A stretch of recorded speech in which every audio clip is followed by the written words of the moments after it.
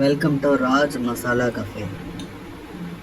இப்போ நம்ம எப்படி செட்டிநாடு வெள்ளை பணியாரம் செய்கிறதுன்னு பார்ப்போம். இந்த ரெசிபிஸ் உங்களுக்கு நான் கிளியராக சொல்கிறேன், அதில் நோட் பண்ணி வச்சுக்கிட்டு நீங்கள் செஞ்சு பாருங்கள். இதுக்கு மெயினாக யூஸ் பண்ணுறது பச்சரிசி.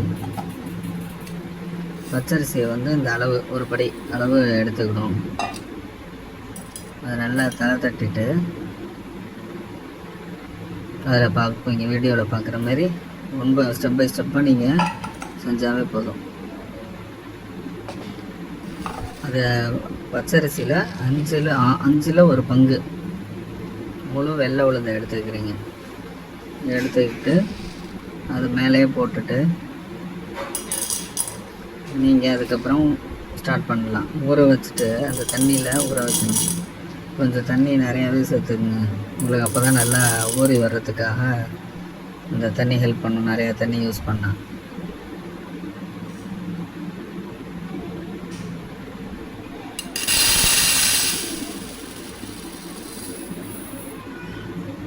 தண்ணியை நிறைய சேர்த்து ஊற வச்சுட்டு இது ஒரு 3 மணி நேரம் போல் நீங்கள் டைம் எடுத்து நல்லா ஊற வச்சிடணும். தேவையான அளவு தண்ணியை நிறையா போட்டு ஊற வச்சுட்டு நல்லா 3 தடவை நீங்கள் வடிகட்டி எடுத்துக்கணும். அப்போ தான் அந்த இதெல்லாம் அரிசியில் இருக்க இதெல்லாம் போயிடும், டஸ்ட்டு எல்லாம் இருக்குதுன்னா அது போயிடும். அப்புறம் அந்த தண்ணியை நல்லா ஃபில்ட்ரு பண்ணிவிட்டு அப்புறம் பாருங்கள், ஃபில்ட்ரு பண்ணிவிட்டு கிரைண்டரில் கிரைண்ட் பண்ண வேண்டியதான். நல்ல வெண்ணெய் மாதிரி வர்ற பதத்தில் நீங்கள் கிரைண்ட் பண்ணி வச்சு எடுத்து வச்சுக்கணும்.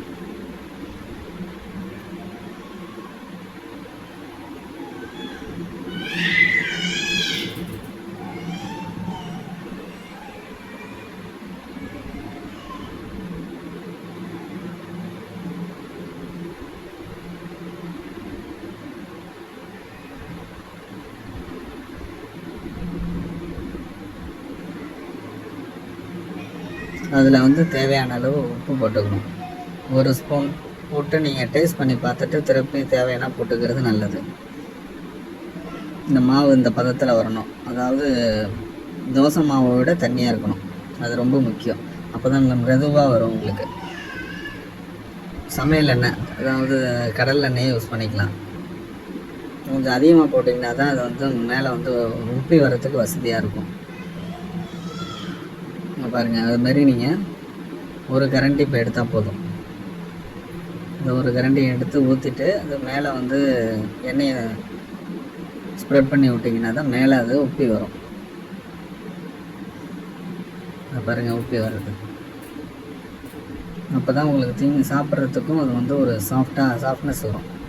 இல்லைன்னா கொஞ்சம் ஹார்டாக இருக்க மாதிரி இருக்கும்.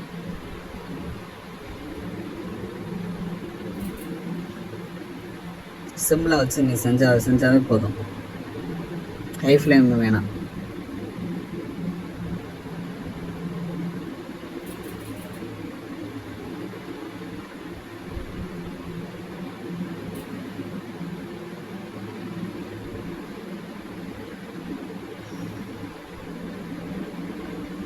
ஆனால் எண்ணெய் நல்லா கொதிச்சிருக்கணும்.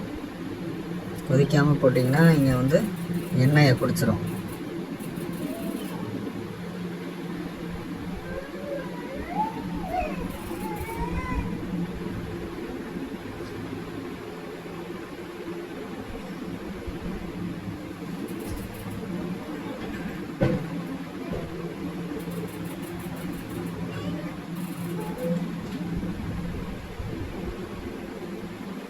இப்படி எலும்பி வரதை பார்ப்பீங்க.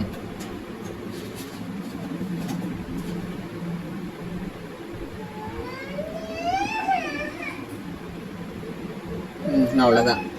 அப்புறம் எடுத்து நீங்கள் கார சட்னியோட சர்வ் பண்ணுங்கள், சூப்பராக இருக்கும். தேங்க்ஸ் ஃபார் வாட்சிங் கைஸ்.